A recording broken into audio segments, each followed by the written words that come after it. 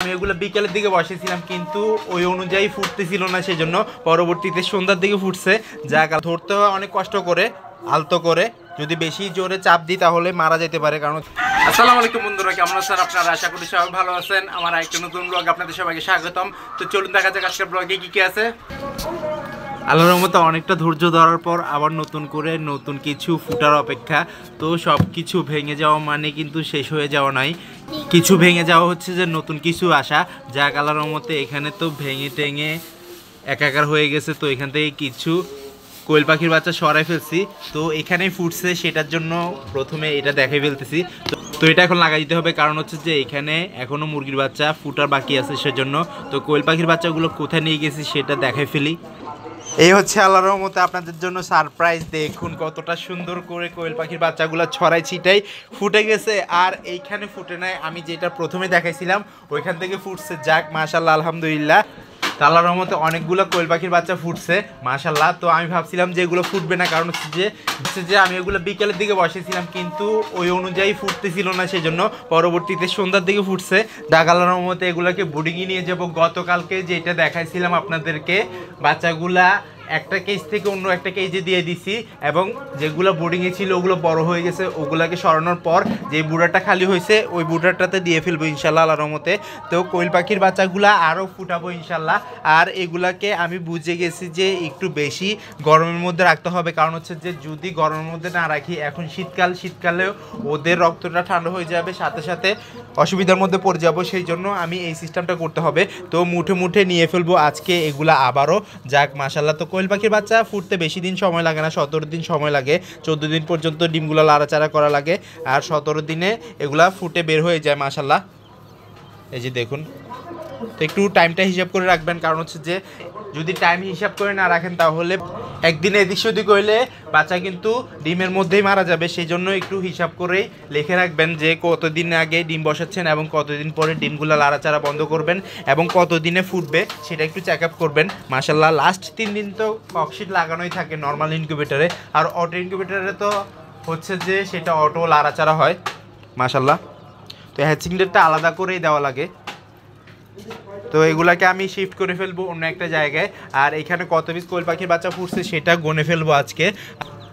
গতবার গণি নাই, কিন্তু কালকে যে এগুলাকে বের করছি অন্য একটা জায়গায় শিফট করছি, ওইখানে গনছি। যাক, আলহামদুলিল্লাহ। তো এভাবে করেই কিন্তু আমি এগুলাকে বড় করতেছি। আর তিনোটা যে কেসটা ছিল ওই কেসটার মধ্যেই রেখে দিচ্ছি, কারণ হচ্ছে যে ওইখানে আমি এগুলাকে ডিম পাড়াবো ইনশাল্লাহ। ওইখানে খাবার টাবার দিতে সুবিধা হয় সেজন্য। আর জামা পাখি রুম থেকে সম্পূর্ণ কেসটা আলাদা করে ফেলবো অন্য একটা জায়গায় ইনশাল্লাহ। দেখুন, একটা ভুলের কারণে কিন্তু সবগুলা কোয়েল পাখির ডিম নষ্ট হয়ে যেতে পারে। এবং তো কালকে সন্ধ্যার সময় ফুটছিল, আমি সকালের দিকে ককশিটটা খুলছি, খোলার পর দেখতেছি যে কিছু নড়াচড়া কম করতেছে, সেই জন্য আমি এখানে দিয়ে দিছি। যাক, মাশাআল্লাহ, আজকে বোর্ডিংটা তো তৈরিই আছে, ওইখানেই ছেড়ে দিব ইনশাল্লাহ। তো প্রায় বসাইছিলাম যে আল্লাহর রহমতে 120 পিস ডিম। যাক, আল্লাহর রহমতে কয় পিস ফুটছে সেটা তো গনলেই বোঝা যাবে। তো গনে আপনাদেরকে জানাবো আজকে ইনশাল্লাহ, যতক্ষণ সময় লাগুক ইনশাল্লাহ জানাবো।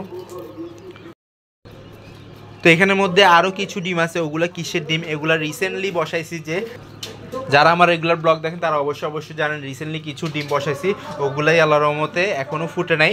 এগুলো ফুটবে যে আরও 13 থেকে 15 দিন পর, মাশাআল্লাহ। আর মুরগির ডিমগুলো তো একটু লেট করে ফুটে, এগুলো চেক আপ দিতে হবে। যেগুলো বীজ ডিম আছে ওগুলো আলাদা করে ফেলবো, আর যেগুলো বীজ ডিম নেই ওগুলা আলাদা করে রাখবো, কারণ হচ্ছে যে ওগুলা উঠে ফেলতে হবে, নয়তো বা ফুটবে না। সেজন্য কীভাবে দৌড়াচ্ছে বাঘা রঙের কোয়েল পাখিগুলা, দেখুন, মাশাআল্লাহ। কোয়েল পাখির বাচ্চাগুলো এভাবে করে সুন্দর এবং অনেক কিউট লাগে যখন ফুটে।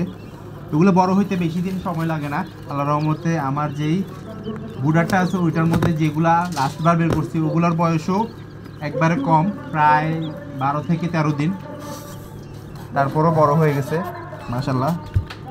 এই যে দেখুন কতটা সুন্দর লাগতেছে, ছোট্ট ছোট্ট কিউট জাপানি কোয়েল। তো এখন এগুলাকে আমি বাছাই করে গনে গনে উঠাই ফেলি ঝুড়ির মধ্যে নিয়ে যাব, যেখানে বোর্ডিংটা করাবো ওইখানে ইনশাল্লাহ। তো গতকালকেও এখানে কোয়েল পাখি ভরপুর ছিল, আজকে এটা খালি করে ফেলছি। শুধু একটা গোল্ডেন স্যাপারেটের ফিমেল বাচ্চা আছে, যাক মাশাল্লাহ। তো এইখানেই ছেড়ে দিব নতুন যেই ফুটছে কোয়েল পাখিগুলো, ওগুলা ছাড়ার পর আল্লাহর মতো এখানে বোর্ডিংটা হয়ে যাবে। তো উপরের কেসটার মধ্যে খুব ভালো মতোই বোর্ডিংটা হয়ে যায়, সেই জন্য আমি উপরের কেসটার মধ্যেই ছাড়বো ইনশাল্লাহ। তো ওগুলাকে নিয়ে আসছি, দেখাইছি আপনাদেরকে। তো এখন ছেড়ে দিই, এবং কত পিস টিকলিয়ালা কোয়েল পাখি হয়েছে এবং কত পিস হোয়াইট কালার হয়েছে সেটা জানাবো ইনশাল্লাহ। তো এই যে দেখুন আল্লাহর মতো এখন ছোট্ট ছোট্ট কোয়েল পাখিগুলা ধরে ফেলবো ডিমের মাঝখান থেকে।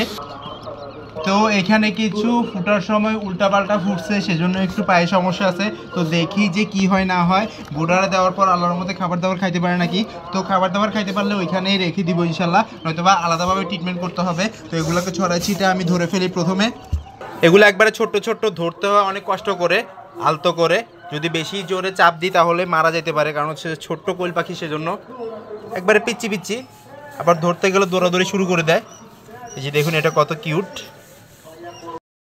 তো এই যে দেখুন আল্লাহর মধ্যে হোয়াইট কালার এবং বাঘা রঙের সব রকমের কোয়েল পাখিগুলো এখানে ছেড়ে দিছি, কোয়েল পাখির বাচ্চাগুলো। তো এখানে বোর্ডিং হচ্ছে, লাইটের নিচে বসে আছে। তো আমি ওদেরকে একটু বাইরে রাখছিলাম, ওদের ঠান্ডা বেশি লেগে গেছে, সেজন্য তাড়াতাড়ি লাইটের নিচে বসে গেছে। এই যে দেখুন একটা তো খাবার দাবার শুরু করে দিয়েছে আল্লাহর মতে। তো ছোট্ট ছোট্ট করে খাবার দাবার খাবে এবং খুব ভালো মতোই এরা অ্যাক্টিভিটি হয়ে যাবে মাশাল্লাহ। দেখুন কতটা সুন্দর করে দৌড়াদৌড়ি করতেছে। তো এইখানে তো কেসটা খালি করছি। গতকালকে দেখাইছিলাম যে কোয়েল পাখিগুলো এখানে ছিল, এখান থেকে সরাই অন্য একটা কেজে দিয়ে দিছি, যাক মাশাল্লাহ। তো এখন চিচি করে আওয়াজ শুনবো, এবং হচ্ছে যে 5 থেকে 6 দিনের মধ্যে ওরা বড় হয়ে যাবে, কারণ হচ্ছে যে কোয়েল পাখিগুলো খুবই তাড়াতাড়ি বড় হয়ে যায়। আর এখানে একটু যদি সমস্যা না হয় তাহলে তো আল্লাহর রহমতে খুব ভালো, দেখা যাক কি হয় না হয়। তো গতবার যেটা বুড়ি করাইছিলাম কোনো সমস্যা হয় নাই, আল্লাহর রহমতে সবগুলাই ফুটে গেছে। ওইখান থেকে মাত্র 6টা কোয়েল পাখির বাচ্চা মারা গেছে। এইবার আল্লাহর রহমতে কয়টা মারা যায় সেটা দেখি। এবং বুডিংয়ের সময় কিন্তু বাচ্চা মারা যাবে, আপনার সব বাচ্চা যে টিকবে এমনটা না আল্লাহর রহমতে। তারপরেও দেখি কি হচ্ছে না হচ্ছে, সব আপডেট আপনাদেরকে জানাবো। তো এখন এদেরকে খাবার দাবার এবং পানিটা দিয়ে দিব, কারণ হচ্ছে যে এগুলো না দিলেও ওদের বোর্ডিংটা সফল হবে না, সেজন্য জায়গার মতো আপনারাও কেজের মধ্যে বোর্ডিং করতে পারবেন।